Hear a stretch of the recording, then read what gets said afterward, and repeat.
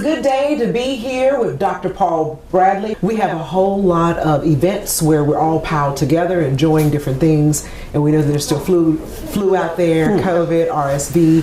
What can we do from a health perspective to try to get ourselves ready to be around more people and more bacteria? It's crazy amazing ever since COVID. I call it viral Armageddon. And we've always had flu. We've always had RSV. RSV is our acronym. It's just the common cold, respiratory syncytial virus. It's not new. You hear about it more because we have a vaccine now, but it's anything but new. We probably, most of the time when you get the sniffles and think you have a cold, it probably is RSV. If you have fever, chills, body aches, and pretty sure that you're going to die any minute now, it's probably the flu. Or in the post-COVID world, it absolutely can be COVID. There's some other flu-like bugs that go around, but those three are the biggies, and they are rampant. I mean, we've never seen the number of cases of flu, COVID, and RSV that we saw like we do now.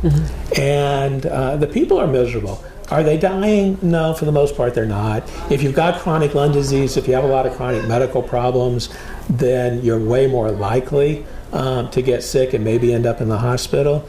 But usually it's just misery and probably lost work. Are you contagious? Absolutely. Okay, what can you do? You've been told this since you were in kindergarten. Wash your hands. Wash your hands. It sounds silly, but wash your hands, and we're all guilty of not washing our hands. For God's sakes, if you're going to sneeze, try not to sneeze on everybody in the room. Kleenex is still a wonderful thing.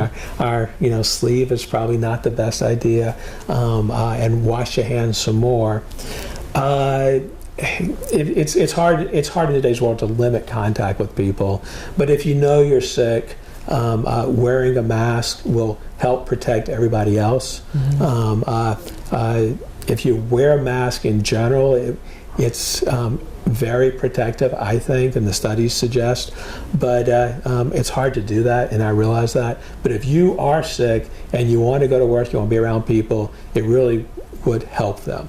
Now, vaccines I keep hoping they become less controversial, but I'm not sure that's unfortunately happening. But vaccines still are very effective, and we have vaccines for COVID. Unfortunately, I tell everybody, they think, oh, that doesn't work anymore. It does, but and the one that you originally had is still probably doing something. Unfortunately, the bug keeps mutating, right? And every 6 to 12 months we get a new bug. And it's not that the vaccine itself doesn't work, it's that you have to go get a new vaccine to match the new bug if you want a vaccine that is going to be protective. So that's true for COVID. The flu shot, absolutely. I'll say that this hasn't been the best flu shot that we've ever had this year, but it still helps. And it's still worth getting. And remember, even if the flu shot doesn't seem like it was working so well for what we've been seeing, we're going to continue to see new strains come out over the season. And what's really kind of scary is the season used to just be winter when it got cold. But we saw flu all through last summer. It just doesn't seem to stop anymore. And then RSV, like most of these, they tend to be worse in the colder months because we're clustered together more.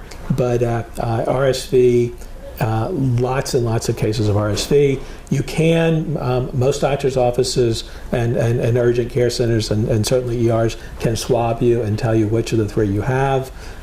We do have, this is important, vaccine or no vaccine, it doesn't matter. We have medicine that really can help the flu if you have the flu, can help COVID if you have COVID. You have to get them early though. You can't wait a week later, I really think I need something. Too late, okay? We don't have medicine for RSV, but we do have an RSV vaccine. And this came out a couple of years ago, and it's a little complicated because initially the CDC just said, well, everybody over 60 get it. And they came back more recently and said, anybody over 60 who has chronic medical problems should seriously consider it. And then everybody over age 75 should seriously consider getting it. And I think that's very reasonable.